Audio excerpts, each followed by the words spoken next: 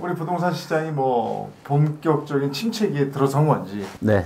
아니면 반등하기 위해서 이제 준비 운동을 하고 있는 건지, 네. 요즘에 부동산 시장은 어떻게 돌아가고 있습니까? 지금은 반등을 하는 지역들이 그래도 꽤 많이 나오고 있습니다. 그래서 네. 단기적으로 봤을 때는 지금은 당연히 이제 단기 반등 국면에 들어간 거는 한 3월 달부터 이런 흐름들이 나오고 있고요. 요거는 이제 좀 실거래가를 그래도 가장 빠르게 좀 반영을 해서 보여주는 이제 한국 부동산은 이제 통계 주간 데이터입니다. 그래서 이제 보시면 요 십자선을 중심으로 오른쪽으로 가는 지역들은 이제 매매가가 상승하는 거고요.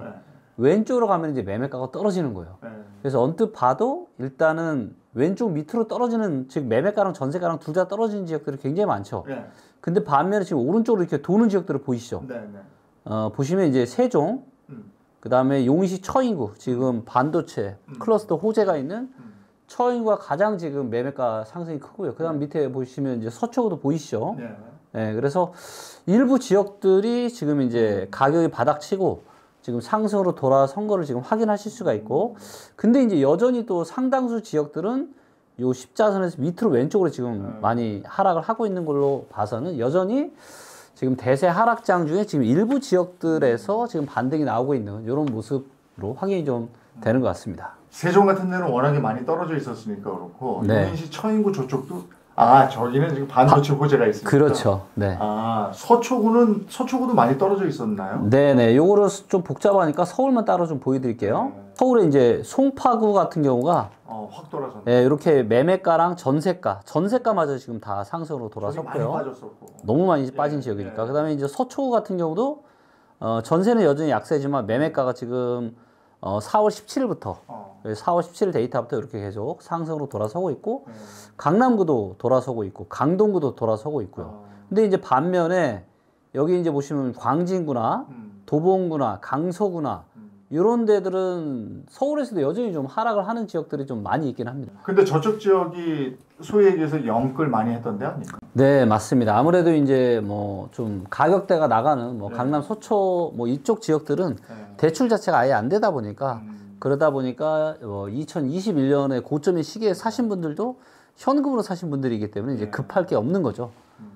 그러다 보니까 이제 저쪽 지역들에서 반등이 좀 많이 나오고 있고, 아무래도 이제 가격대가 이제 뭐 좀 조금 더 약한 지역들은 좀 여전히 하락세를 보이고 있습니다. 지금 부동산 시장을 파악할 수 있는 가장 중요한 데이터는 뭐예요? 뭘 주로 보세요? 몇 가지 것들이 있습니다. 그러니까 뭐냐면 많은 분들이 이제 가장 궁금해하시고 또 알고 싶은 게 뭐냐면, 오케이, 지금 뭔가 지금 올해 1월 3일에 이제 둔촌주공 때문에 이렇게 지금 뭔가 정책들을 펼치면서 부동산 시장이 다시 좋아지고 있는 건 알겠는데, 이게 진짜 바닥을 찍고 찐 상승을 하는 건지 아니면 이러다 마는 건지, 이게 아마 제일 궁금하실 것 같아요. 이거를 제가 오늘 데이터로 속 시원하게 보여드리도록 하겠고요. 일단 한 4가지 정도가 굉장히 중요한 것 같아요. 4가지 정도 데이터가. 그 중에 이제 첫 번째가 뭐냐면 이제 M2 통화량 대비해서 아파트의 이제 시가총액 데이터입니다. 그래서 요게 뭐냐면 기본적으로 이제 통화량의 총량이 올라가는 속도와 아파트 가격이 올라가는 속도는 비슷한 게 맞아요. 네, 그래서 이제 보시는 것처럼 요 파란색이 통화량인데, 이 통화량을 중심으로 아파트 시가총액이 좀 밑에 있을 때도 있고 위에 있을 때도 있고 밑에 있을 때도 있고 위에 있을 때도 있는데 오르락내리락 하면서 꽈배기 꼬듯이 비슷하게 올라왔죠. 굉장히 오랜 기간 비슷하게 올라왔는데, 요게 이제 코로나 시기에 엄청난 이제 부동산 버블이 불다 보니까 너무 과도하게 올랐었고, 그리고 지금 이제 많이 떨어졌죠. 많이 떨어진 게 대한민국의 M2 통화량보다 28%더 많아요. 그러니까 여전히 이거는 지금 보시면 평균이 109%거든요. 이 얘기는 무슨 얘기냐면 지금도 통화량 대비해서 역사적인 평균보다 한 20%더 떨어질 수 있다. 그 다음에 이제 올라있다. 네. 그리고 이제 보시면 2000년대 초반에도 이제 요 파란색이 통화량보다 아파트 시가총액 밑에 있었죠. 즉 통화량 자체는 사실 뭐 거품 이런 게 없는데, 부동산은 어떻게 보면 투자의 수단이다 보니까 사람들이 좀 미쳐있을 때는 좀 과다하게 오르기도 하고, 또 뭐 인구 문제니 뭐니 해서 또 사람들이 관심 없을 때는 또 본질적인 가치보다 많이 떨어질 때가 있거든요. 그러다 보니까 이제 통화량을 중심으로 오르락내리락 하는데, 2010년, 2000년대에도 통화량보다 밑에 있을 때가 있었고요. 네. 그 다음에 2010년대에도 14, 15년에 이제 통화량보다 밑에 있을 때가 있었고, 2020년대에도 당연히 이런 일이 있을 수 있겠죠. 네. 네. 자, 그러면 여기서 몇 퍼센트 빠져야 되나? 30% 가까이 빠져야 됩니다. 네. 지금 시세에서 30%가 빠진다고요? 네. 그러면 고점 대비해서 반토막도 더 빠지는 네, 그렇죠. 거 아니에요? 고점 대비해서는 거의 반토막 가까이 빠지는 거죠. 정확하게 이제 수치상으로 이게 계산을 해보면 한 20에서 많게는 30% 가까이 떨어져야 됩니다. 그럼 지금 오른 게 아니네요. 오른 게 아니죠. 자, 그래서 우리는 여러 가지 데이터로 확인을 해봐야 됩니다. 그래서 일단 통화량으로 확인을 해본 거고요. 네. 그래서 대한민국의 M2 통화량이랑 아파트 시가총액 비슷하게 움직여 왔는데 여전히 지금 거품이 많다라고 이 데이터는 이야기하고 있고요. 통화량으로 보면 20-30%더 떨어져야 된대요. 네. 이게 믿기시지 않으시겠지만 예. 이거는 뭐냐면 최근 2, 3년만 생각해서 그렇지 예. 믿기지 못할 만큼 대한민국의 아파트에 엄청난 거품이 있는 거예요, 지금. 예. 오르긴 많이 올랐어요. 네, 너무 많이 올랐죠. 네. 혹시 우리가 뭐 경제 관련 또 채널이니까 주식 관련해서 버핏 지수라고 혹시 들어보셨나요? 네. 네. 버핏 지수라는 게 워런 버핏이 주식으로 전 세계 최고의 부자가 되는데 굉장히 이제 유용하게 활용한 지표잖아요. 네. 그래서 그 나라의 주식의 시가총액과 그 나라의 경제 총량인 GDP를 비교를 한 거죠. 그래서 GDP가 늘어나는 만큼 주식의 시가총액이 늘어나는 게 맞다라는 이런 기본 원리를 가지고 만든 거였고, 그래서 이거를 제가 아니 그럼 주식 시장에도 버핏 지수가 있듯이 부동산 시장에서 버핏 지수를 만들어 볼 수 있겠다라고 해서 대한민국의 GDP와 아파트의 시가총액을 가지고 만든 데이터입니다. 자, 그래서 보시면 요 뒤에 그래프가 요 비율인데 요 비율에 빨간불이 들어왔다는 건 뭐냐면 대한민국의 경제 총량이 GDP 대비해서 아파트가 너무 과도하게 오른 거죠. 네. 자, 그래서 보시면 이제 이때 빨간불이 들어왔을 때가 2007년, 8년이었고 그리고 나서 수도권 아파트 가격이 떨어졌잖아요. 자, 그리고 언제가 바닥이었죠? 13년 4분기, 14년 4분기. 그러니까 이때가 사실은 제일 바닥이었거든요. 네, 이때가 얼마? 6.3이었습니다. 6.3. 자, 그런데 코로나 버블이 가장 심했을 때 얼마까지 갔냐? 10.4까지 갔고요. 지금 떨어져서 얼마냐면 9.2예요. 자, 역사적인 평균이 7.6이고요. 역사적인 저점이 2013년 말 14년인데 6.2까지입니다. 그럼 앞으로도 3 정도가 떨어져야 돼요. 3. 그럼 9.2에 3이면은 거의 39, 27, 30% 정도 되는 거죠. 아, 이것도 그렇게 나오네. 네, 이 데이터를 봐도 물론 이제 2013년 말 14년 이때까지 가격이 하락할지 아닐지는 모르죠.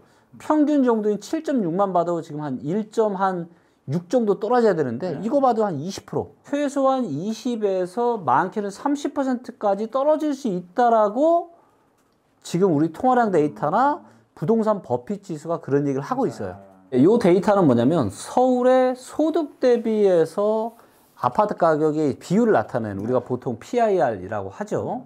요거를 보여주는데 요게 지금 많이 내려서 21.9입니다. 한 22 정도 되는 건데 이것은 무슨 얘기냐면 22년 동안 한 푼도 안 쓰고 모아야 서울이 집을 사는 거예요. 자, 그런데 역사적인 평균이 16배였습니다. 서울이. 그 다음에 얘가 낮을 때는 12배가 안 됐어요. 근데 지금 22배입니다. 12배면 지금 얼마 떨어져야 돼요? 거의 한 40% 떨어져야 됩니다. 반토막 가까이. 이거 예. 더하네, 이 데이터. 예, 반토막 가까이 사람들의 소득이 증가하는 걸 감안해도 30% 이상은 떨어져야 여기까지 떨어지는 거예요. 자, 이제 그러면 이제 많은 분들이 이런 얘기를 하죠. 아니, 설마 거기까지 떨어지겠어. 제가 거기까지 떨어진다라고 제가 확정지어서 얘기하는 게 아니죠. 우리는 인생에서 가장 중요한 이 내 집 마련에 대한 의사결정을 해야 되는 거고 100번 양보해서 여기까지 안 떨어지고 16배 역사적인 평균이 16배까지 떨어진다고 가정해 볼게요. 그래도 지금 6이 떨어져야 됩니다. 그러면 얼마 떨어져요? 거의 이걸로 봐도 한 25% 정도는 떨어져야 됩니다. 그러면 이제 여러 가지 데이터들이 비슷한 이야기 하잖아요. 통화량을 보나 GDP를 보나 사람들의 소득을 보나 데이터는 뭐라고 얘기하고 있다? 서울은 아무리 못해도 20에서 많게는 35% 정도까지도 떨어질 수 있다라고 데이터는 경고하고 있는 거죠. 근데 지금 이제 처음에 우리가 인사 나눈 다음 이 얘기는 네. 이런 곳은 지금 다시 반등의 기미가 보인다. 네. 근데 데이터 3개를 지금 보여주셨는데 네. 이 데이터 3개는 전부 20-30% 정도 더 떨어져서 네. 고점 대비 반토막 거의 네. 이 정도까지 떨어질 여력이 있다. 네. 이렇게 돼 있어요. 네. 그거 어떻게 해야 되는 거예요? 일단은 대세 상승이 될 수 없는 이유가 몇 가지가 있는데, 첫째, 본질적 가치에서 너무 비쌉니다. 금융위기 터지고 나서랑은 비교도 안 돼요. 이때 보세요. 금융위기 때가 16배였어요. 근데 지금은 22배라고요. 여전히 너무 비싸다. 둘째, 거래량이 너무 작습니다. 지금 뭐 반등 나온다고 얘기하고 있지만 거래량이 동반되지 않는 이런 단기 상승은 이거는 말 그대로 과대 낙폭에 따른 그냥 반발 심리로 지금 잠깐 반등하는 겁니다. 거기다 세 번째는 뭐냐면 부동산 시장에 진짜 이제 고수라고 할 수 있는 다주택자들이 투자를 할 수 있는 환경이 아닙니다. 예. 제 주변에 있는 부자들은 아무도 집을 안 사요. 네. 예. 팔려고 내놓긴 합니까? 팔려고 내놓으려고 하는 사람도 있죠. 네. 예. 그리고 실제 매물을 봐도 매물이 늘어나고 있고 지금 팔려고 하는 매물이. 그래서 지금은 부동산 이런 투자의 고수들이 들어올 수 있는 환경이 아니기 때문에 실수요가만 가지고 부동산 시장이 대세 상승한다? 이런 경우는 역사상 단 한 번도 없었습니다. 그러면 지금 그나마 거래가 이루어지고 있는 지역들은 아까 얘기한 강남, 송파, 서초 뭐 이런 네. 쪽들입니까? 그거는 이제 뭐 또 거래량 데이터를 봐야 되는데 여전히 거기도 거래량이 굉장히 약해요. 거래량을 한번 데이터를 한번 보도록 하겠습니다. 자, 요 데이터가 이제 서울의 거래량 데이터예요. 예, 그래서 지금 이제 보시면 거래량 반등이 들어왔지만 그래 봐야 지금 한 3,250건 정도. 여전히 역사적인 평균이 지금 5천, 거의 6천 건 정도 돼요. 그 얘기는 무슨 얘기냐, 지금 역사적인 평균의 반밖에 안 된다는 얘기죠. 예, 그래서 이 정도 이제 2009년에 가짜 반등이 들어왔잖아요. 예, 대세 하락 중에 잠깐 반등하는 이게 이때는 거래량이 이렇게 많았는데 지금은 이거에 지금 반도 안 돼, 반의 반도 안 돼요. 그만큼 지금 시장에 에너지가 없다라는 겁니다. 자, 그리고 강남 서초만 따로 묶어서 거래량을 볼게요. 자, 강남 서초의 거래량도 어때요? 평균, 역사적인 평균이 649건인데 한참 밑에 있네요. 네, 지금 한참 4월 달에 350건. 그래서 강남 서초도 여전히 거래량이 매우 작다. 그 얘기는 무슨 얘기다? 네, 전혀 선수들이 들어오지 않죠. 자, 이럴 때 13년 말 이렇게 보세요. 1000건 이상씩 이렇게 거래 출렁처럼 늘어날 때 이럴 때가 진짜 선수들이 사고 있는 거죠. 근데 지금은 뭐예요? 전혀 지금은 전혀 들어오고 있지 않다. 들어오고 있지 않고 살 수가 없죠. 왜냐하면 지금 집이 이미 있는데 투자 목적으로 집을 산다? 일단은 취득세 문제 때문에도 그렇고요. 지금은 전혀 부동산 고수들이 지금 집을 사는 때가 아닙니다. 데이터가 보여주는 올 하반기 전망은 그냥 하락이네요. 아닙니다. 하반기까지도 상승이 지속될 수 있어요. 단기적인 상승. 네네. 그러니까 우리가 이제 2009년에도 보면, 그러니까 2008년 금융위기 터지고 하락을 해서 정부가 규제를 또 싹 다 풀었습니다. 그때도 이제 강남 3구 빼놓고는 규제를 다 풀었고, 그리고 이제 금리도 낮추면서 2009년에 다시 상승이 이어졌습니다. 그리고 나서 2010년 한 3, 4월 달부터 또 떨어진 거예요. 그러니까 대략적으로 이런 어떤 대세 하락 중에 이런 꼭지에서 나타난 이런 단기 반등이 한 1년 가까이 지속이 될 수가 있는 거거든요.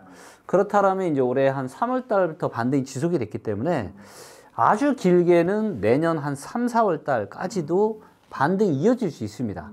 하지만 아마 3, 4월 달까지 가지는 힘들 것 같고요. 아마 뭐 빠르면 올해 가을이나 연말 정도서부터 저는 다시 하락으로 돌아서지 않을까. 어떤 계기가 있습니까? 네, 가을 정도로 보는. 네, 몇 가지 계기가 있는데요. 일단은 지금 이제 사람들이 아파트를 얼마나 이제 사려고 하는지에 대한 요 데이터가 있는데요. 요 데이터, 수급 데이터를 제가 좀 먼저 보여드릴게요. 네. 자, 요 파란색 선 있죠. 네. 요게 서울 아파트를 팔려고 하는 사람들 숫자라고 보시면 됩니다. 자, 보시면 일단 서울의 매도가 조금 줄었죠. 네. 근데 이제 매수가 어때요? 많이 없네. 매기가 없어. 빨간색이 매수인데 네. 빨간색이 바닥이에요. 매기가 없어요. 네, 그러니까 살려고 하는 사람 자체가 아예 없습니다. 네. 자, 이때 2009년도에 반등 들어왔을 때는 어때요? 자, 2009년도에 한참 이때, 올랐네. 자, 이때 이렇게 오르잖아요, 이게 매수가. 예, 지금은 근데 이 정도도 안 되는 거예요, 지금 시장이. 그러니까 지금 시장 상황이 상당히 요 정도 지금 되는 거죠, 요 정도 지금. 예, 좀 좋아진 게. 예, 그래도 여전히 좋지 않고, 무엇보다 지금 전세 시장이 어때요? 전세 시장 수급 데이터도 여전히 파란색이 별로 좋지가 못합니다. 네. 자, 근데 하반기서부터 어떤 일이 있냐? 네. 이제 역전세 문제가 그동안도 역전세가 있었는데 이 역전세의 금액 단위가 이제 커지는 게 이제부터 시작이 됩니다. 2년 전에 비쌀 때 들어갔다 이거죠? 2년 전에 비쌀 때 전세 들어갔던 사람이 이제 갱신이 돌아와요. 그럼 집주인 입장에서는 작게 서울 기준으로 작게는 1, 2억에서 많게는 5억, 6억, 7억씩 내줘야 돼. 집주인들이. 전세가가 떨어졌으니까. 그렇죠. 네. 근데 아무리 비싼 동네 사는 사람도 네. 현금으로 이걸 쟁여놓는 사람이 네. 얼마나 있겠습니까? 그러면 집주인들은 어디서 돈을 구해서 이걸 주겠어요? 집을 팔려고 내놓는다 이거죠? 네. 그러다 보니까 우리가 이제 뭐 네이버나 이런 데 매물 올라오는 사이트에 네. 매물 데이터를 보게 되면 이거를 저희가 또 데이터로 정리를 했는데 서울을 들어가서 보면은 거래 들어가서 자, 보시면 요 지금 서울의 아파트를 팔려고 내놓은 이 매물의 숫자 네. 요게 지금 6만 3천 건입니다. 여기 파란색 선 있죠? 네. 제가 매물 숫자예요. 최근에 다시 늘었죠? 그래서 서울에 지금 아파트를 팔려고 하는 사람이 지금 6만 3천 건이나 지금 늘었습니다. 네. 네, 그러다 보니까 하반기로 갈수록 이게 점점점 더 심해지지 않을까. 저게 지금은 이제 거래가인데 네. 조금 있으면 안 팔리면 급매물이 되는 거고 그렇죠. 더 안 팔리면 급급 매물이 되는 건데. 그렇죠. 지금은 이제 잠깐 단기 반등 네. 때문에 다시 호가를 좀 올리고 있는데 네. 이런 흐름들이 네. 다시 지금 상황이 당장은 아니지만 한 가을 네. 이제 가을부터 연말까지는 이런 영향들 때문에 다시 매매가가 하락으로 돌아설 수 있고 길어봐야 네. 내년 1분기 정도까지다라는 거죠. 네, 전 시간에 그 올 8월쯤부터 이제 얼마 안 남았어요. 네, 얼마 안 남았죠. 좀 위험해질 수 있다 네. 이런 말씀을 하셨는데 네. 그러면은 상당히 많은 양이 지금도 나와 있는데 그때는 저거보다 더 많은 양이 나올 것이다. 네. 이렇게 보시는 거예요. 네, 네. 네. 그러면 전세가도 그때 되면은 확 더 떨어지겠다. 아닙니다. 그렇진 않아요. 전세가는 최소한 무릎까지는 왔습니다, 지금. 지금 그래서 전세가는 여기서 추가적인 하락을 하는 것보다는 안정화될 가능성이 많다라고 데이터가 얘기합니다. 그러니까 역전세 현상이 발생하는 거지 이것 때문에 또 여기서 전세가가 또 하락한다? 이거는 저는 쉽지 않아요. 전세가는 왜냐하면 지금도 많이 하락해 있으니까. 이미 굉장히 많이 하락을 했고 무엇보다 이 파란색 선이 이제 전세 매물인데 전세 매물이 어때요? 줄어들고 있죠. 네. 근데 거래량은 어때요? 요 보라색. 올랐어요. 거래량은 역사상 최대 거래량이 터졌는데 매물이 급속도로 줄어들고 있습니다. 이것이 의미하는 바는 뭐죠? 전세 가격이 이제 어느 정도 바닥을 쳤다라고 이야기하고 있는 거죠. 전세가가 바닥을 쳤다면 집값도 어느 정도 바닥을 친 거예요. 전세가하고 비슷하게 가지 않아요? 아, 이것도 또 오해이신데요. 네. 자, 그럴 수도 있지만 안 그럴 수도 있어요. 자, 예를 들면 서울을 한번 제가 예를 들어 볼게요. 자, 이제 요 데이터를 보시면 요게 이제 서울의 빨간색 선이 매매가고요. 네. 파란색 선이 전세가입니다. 네. 자, 전세가가 계속 올라가는데 매매가는 어떻게 되죠? 떨어지네. 계속 떨어지죠. 네. 전세가가 계속 올라가도 매매가가 떨어질 수 있어요. 물론 이제 이때처럼 전세가가 또 올라가는데 매매가도 올라가죠. 이런 시기도 있지만 네. 전세가가 올라간다 그래서 무조건 매매가가 올라간다? 이거는 절대 아니다라는 거죠. 그렇기 때문에 전세가의 안정화가 어떤 매매 시장에서 뭔가 상승을 불러올 수 있는 요인이 맞는 거는 틀림없지만 이게 바로 오진 않아요. 네. 네, 그리고 지금은 무엇보다 이 전세가율이 너무 낮아요. 자, 보시면 요게 지금 서울의 전세가율 데이터인데 자, 이때 보시면 이제 2014년 정도에 바닥치고 올라갔거든요. 네. 그때 이때 전세가율은 거의 한 65% 이상 됐어요. 네. 근데 지금 전세가율이 얼마냐면 50%밖에 안 돼요. 반. 그렇기 때문에 이럴 땐 갭 투자도 안 되는 거예요. 계획 투자도 안 되죠. 네. 그렇기 때문에 일단은 매매가가 데이터가 이야기하는 건 매매가는 여기서 20~30% 더 빠지고 그리고 전세가는 어느 정도 바닥 부근에 왔다고 제가 말씀드렸잖아요. 네. 그러면 뭐 좀 올라가겠죠. 그러면서 다시 이 전세가율이 또 올라가겠죠. 네. 그러면서 또다시 우리가 부동산 투자를 하기에 좋은 시기는 또다시 몇 년 뒤에 올 수 있다. 네. 네. 어쨌든 갭 투자를 하기 위해서는 전세가율이 한 매물 대비 한 70%? 한 65, 70은 돼야 되는 거죠. 70은 네, 돼야 65, 70. 갭 투자가 가능하지. 네. 지금같이 이렇게 50% 정도에서는 갭 투자는 안 되는 시장인 거고. 그렇죠. 그리고 갭 투자를 한다면 다주택자가 하는 건데 다주택자가 투자 시장에 들어오기 위해서는 세금 문제가 좀 좋아야 되는데 지금은 이제 취득세 중과세 문제가 있기 때문에 예, 투자를 하기가 그래도 두 집까지는 봐주겠다는 거 아니에요? 아니 뭐 그래봐야 이제 그래도 안 돼. 근데 이제 그거를 누가 또 지금 같은 시기에 네.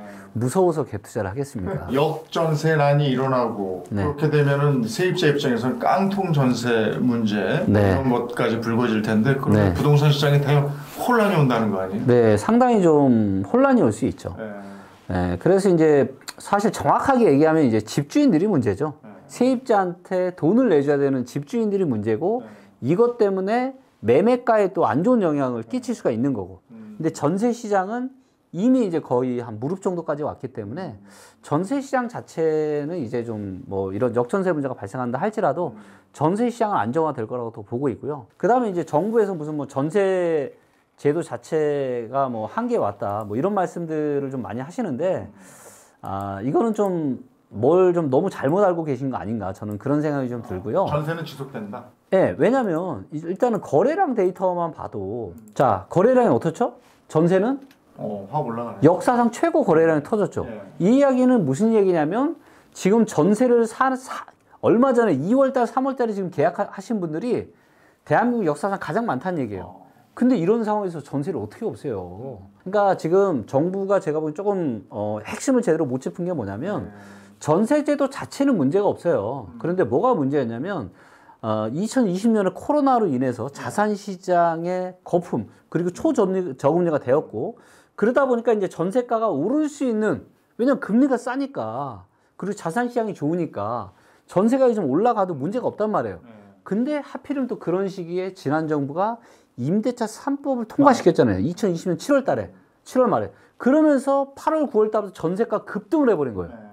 그래서 코로나 버블과 임대차 3법 때문에 전세가가 말도 못하게 너무 급등을 했는데 이 거품이 빠지면서 지금 전세 시장에 어떤 지금 혼란이 일어나는 건데 이런 혼란은 또 시간 지나면 이제 많이 없어질 거예요. 이미 그런 혼란에 대한 문제들 때문에 지금 이런 역전세 문제나 이런 것들이 생기고 있기 때문에 그리고 데이터를 보면 내년 24년 가을 정도면 이 역전세 문제가 이제 거의 다 사라집니다. 네, 고가의 이런 전세 계약을 했던 정리가 되는 거죠. 그러면 이런 요인들이 또 부동산 시장의 안정화 이제는 도움이 또 될 수가 있겠죠. 그래서 이제 제가 이야기하지만 모든 지역은 아닙니다.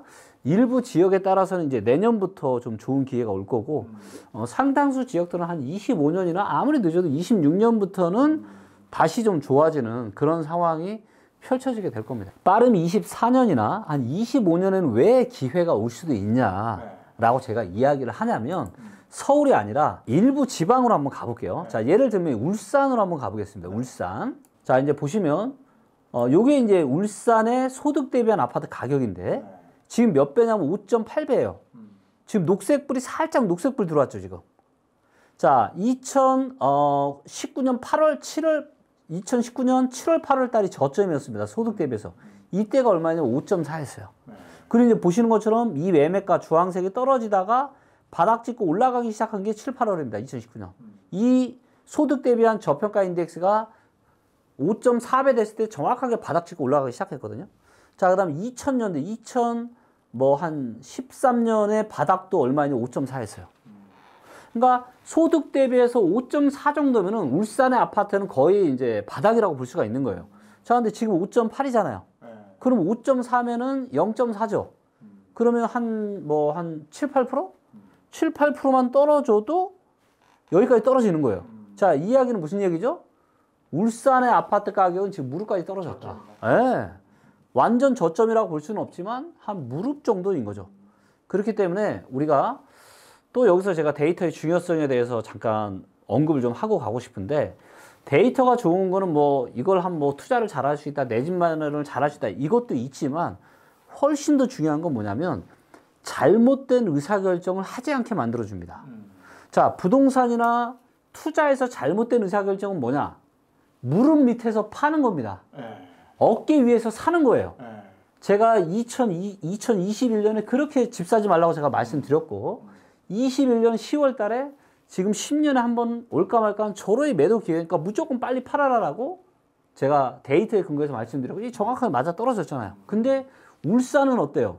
지금 무릎 정도까지 왔습니다. 일단 울산의 아파트 가지고 계신 분들은 절대로 팔면 안 돼요. 그렇죠. 왜? 투자 의사결정을 잘하는 것도 중요하지만 훨씬 더 중요한 거는 잘못된 의사결정을 하지 않는 거니까. 그렇다면 지금 뭐 떨어져 봐야 뭐 10%도 안 떨어지면 이제 완전 발바닥 되는 건데, 물론 이제 혹시라도 정말 이건 만에 하나 혹시입니다.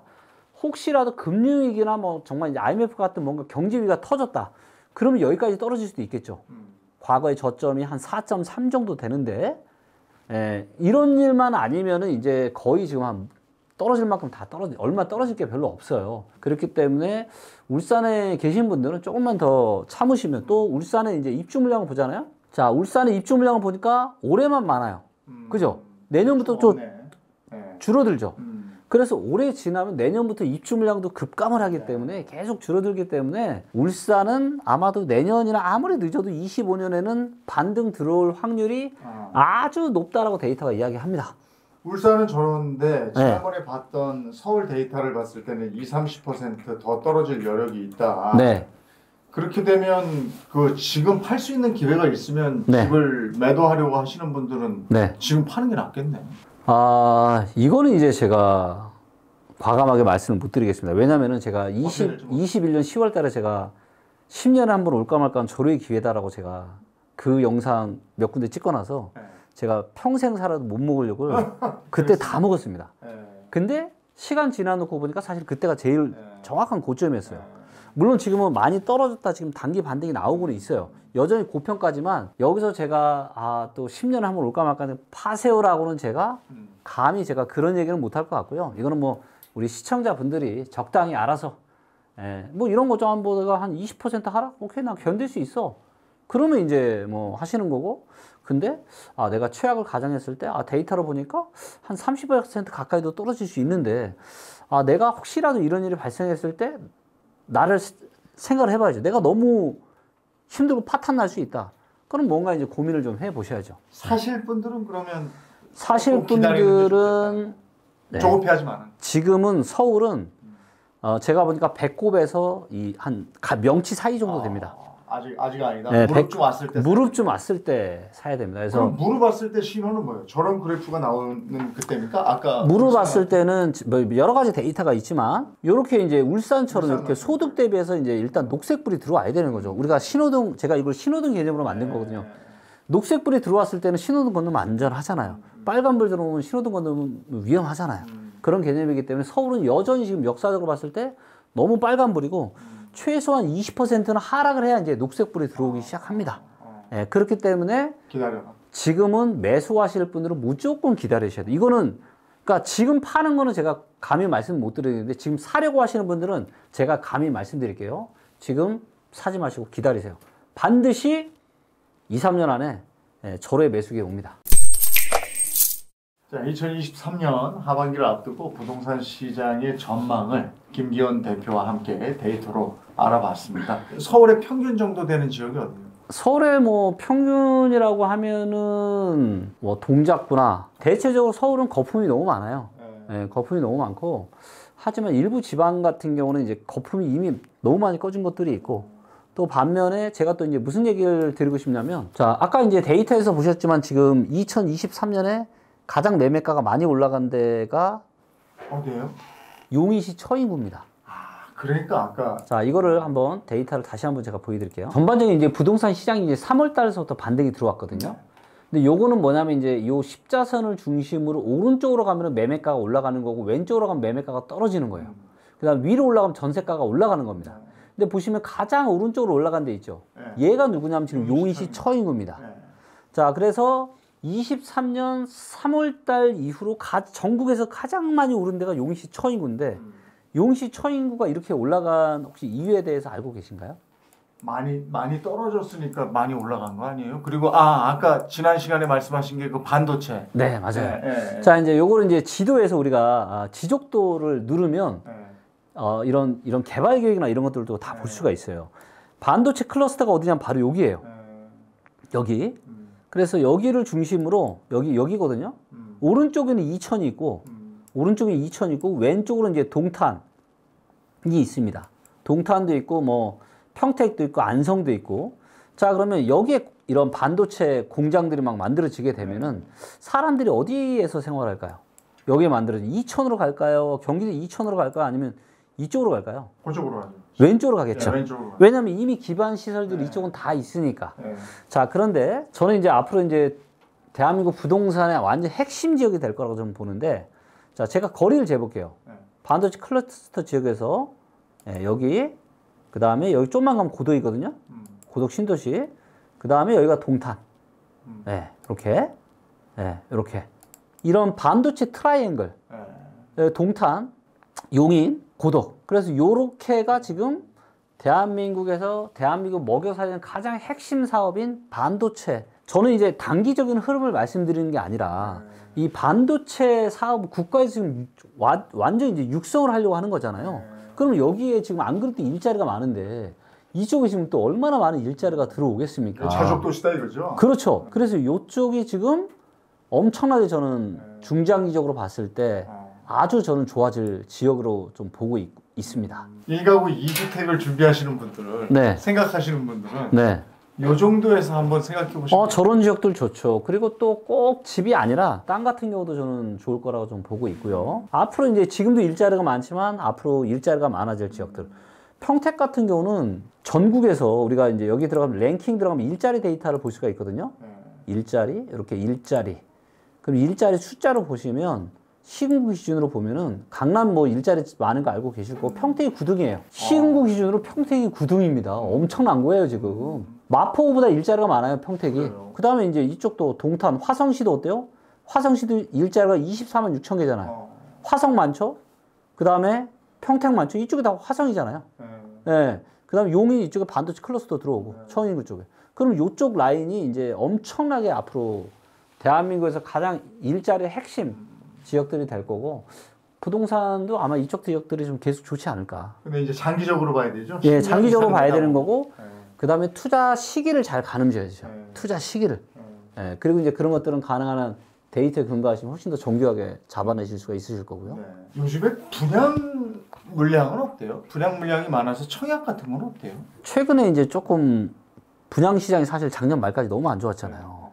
근데 이제 올해 1월 3일에 정부가 이제 1월 3일 대책들을 통해서 30평대도 이제 중도금 대출도 되게 해주고 여러 가지 이제 정책들을 하다 보니까 지금 분양 시장이 또 좋으니까 이제 건설사들이 좀 밀려놓은 이런 물량들을 지금 아마 지금 분위기 좋을 때 빨리 하자라고 해서 지금 하고 있을 것 같고요. 저는 이제 분양은 두 가지 정도를 얘기합니다. 이 조건이 맞다라면은 이 조건이 들어오면 새 아파트 분양받는 건 말리지 않겠다.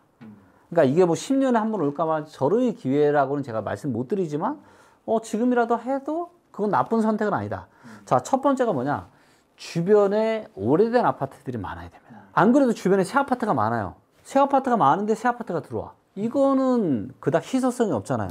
근데 만약에 이제 영등포 자이처럼 주변에 오래된 아파트들밖에 없는데 새 아파트가 들어선다. 이거는 희소성이 있기 때문에 이런 거는 뭐냐면 우리가 최악의 상황을 감안하더라도 하락장에서도 이런 아파트는 어떻겠어요? 수요가 많겠죠. 예. 그렇기 때문에 제가 말씀드리는 겁니다. 근데 주변에 안 그래도 새 아파트들밖에 없어. 근데 여기에 청약에 이거는 희소성이 없다라는 거죠. 둘째는 뭐냐면 이 분양가가 현재 시세보다 10에서 15% 이상 싸야 됩니다.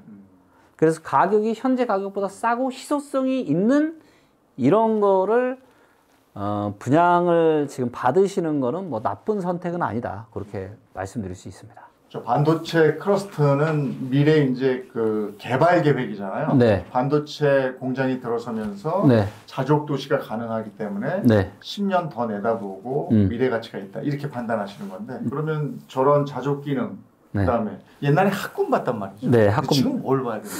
뭐 지금도 뭐 학군도 있긴 한데 이 학군에 대한 중요성은 갈수록 떨어질 수밖에 그렇죠. 없을 그런 것 것 같아요. 예. 그래서 학군은 그닥 중요한 것 같지 않고 저는 이제 일자리를 가장 중요하게 봅니다. 진짜. 자, 그리고 일자리 관련해서 저희가 이제 이 반도체 클러스터도 말씀드렸지만 제가 한 두 군데 정도 한번 더 말씀드려 볼게요. 자, 여기서 눈에 들어오는 게 이제 천안시 서북구랑 아산시예요. 자, 근데 여기가 이 반도체 요 트라이앵글 지역 바로 밑에 있습니다. 여기 바로 밑에 아산, 천안시 서북구, 동남구가 있어요. 근데 아산이랑 서북구랑 합하면은 일자리가 17만 개가 넘어요. 얘랑 더하면은 8만 6천 개, 8만 8천 개. 그러면 17만 개 정도면은 일자리가 얼마나 많은 거냐면요. 평택이랑 비슷한 겁니다. 얼마나 이게 많은 거냐면 강서구나 수원 영통구랑 비슷한 거예요. 마포구보다 일자리가 많은 거예요. 마포구보다도. 여기 동남구까지 합하잖아요. 여기도 일자리가 4만 개가 넘어요. 그럼 20만 개가 넘습니다. 자, 20만 개가 넘는다는 얘기는 뭐냐면 분당, 송파구보다 조금 작은 거예요. 여기가. 그래서 이쪽도 굉장히 이제 좀 눈여겨서 천안 와서 예. 교통도 괜찮죠. 예, 이쪽도 좀 보실 필요가 있고요. 그 다음에 또 조금 내려가면 어디가 있냐면 자, 이쪽이 지금 색깔이 엄청 지금 뭐가 파랗죠. 네. 여기가 이제 새만금 경제구역이고 여기가 이제 무슨 뭐 단지들이 많은데 우리가 반도체 산업 이외에 한국을 이끌어갈 핵심 산업으로 혹시 어떤 거 보세요? 배터리죠. 그렇죠. 예. 2차 전지. 예. 자, 2차 전지의 핵심 지역은 과연 어딜까요? 대한민국에서. 그게 저기입니까? 거기가 바로 새만금이에요. 자, 새만금에 최근 이제 좀 이제 이런 2차 전지 기업에 관심 많으신 분들은 아시겠지만 LNF가 네. 대장 주 중에 하나잖아요. LNF가 새만금에 최대 8천억을 들여서 공장 짓겠다. 아, 그래요? 8천억. 근데 이미 이제 LNF 이외에도 다양한 지금 2차 전지 기업들이 입주를 하고 있어요. 여기 LG도 지금 투자를 했고. 그래서 지금 국가에서 2차 전지 핵심 그 산업지로 이쪽 새만금 키우려고 하고 있고. 자, 근데 새만금 여기가 국가산업단지거든요. 네. 새만금 바로 옆에 누가 있어요? 군산? 군산이 있습니다. 자, 그러면 새만금에 이 LNF 2차 전지 기업들이 계속 엄청난 투자를 하고 반도체와 마찬가지. 반도체는 이제 과거에도 핵심 산업이었고 미래도 핵심 산업이에요. 근데 앞으로의 핵심 산업은 산업 중에 하나는 뭐예요? 2차 전지라는 거죠. 그리고 2차 전지의 지역 거점은 군산 바로 옆에 있는 새만금이다. 자, 그러면 새만금에 일자리가 있으신 분들은 어디서 살아야 돼요? 군산 쪽에 살아요. 군산에 살아야지. 네. 예, 그러면은 기반 시설이 있으니까. 그렇죠. 앞으로 군산이 어떻게 될까요? 엄청 발전하겠네요. 예, 근데 데이터 보면 너무 놀라운 게 있습니다. 뭐요? 군산에 이 아파트 실거래가 제가 보여드릴게요. 네. 자, 이걸 분석 들어가시면 이제 주식 차트처럼 아파트의 실거래가 차트를 만들어놨어요. 저희가 캔들 차트를. 자, 보이시죠? 군산이 지금 올랐다 지금 최근에 떨어졌죠. 네. 자, 요 평당 한 400 정도 되는데 지금 이 가격이 2011년 가격이에요. 그러니까 지난 10몇 년 동안 군산의 아파트는 좀 이때 좀 오르다가 다시 내려가지고 네. 거의 지금 오른 게 없습니다. 아니 10몇 년 동안 아파트가 오른 게 없는데 이쪽에 새만금이 2차 전지의 엄청난 이제 지역 거점으로 성장을 할 거다라는 거죠. 지금 보여주신 자료들을 다 볼 수 있는 곳이 있다고요? 네, 지금 이제 아마 이제 많은 분들이 아마 알고 계실 텐데 지금 이제 한 달에 한 80만 명 정도가 사용을 하고 계시거든요. 그래서 이제 리치고라고 이제 뭐 앱스토어나 구글 스토어 들어가시면 이제 앱을 다운로드 받을 수 있어요. 네. 그리고 이제 뭐 인터넷 브라우저에서도 리치고.ai 치시면 이 PC 화면으로 다 이런 데이터를 다 보실 수가 있으십니다. 그래서 많이들 이용하시고 부동산 의사결정에 과학적으로 투명하게 이렇게 적용하시면 좋을 것 같습니다. 알겠습니다. 오늘 리치고의 김기현 대표와 함께했습니다. 고맙습니다. 네, 감사합니다.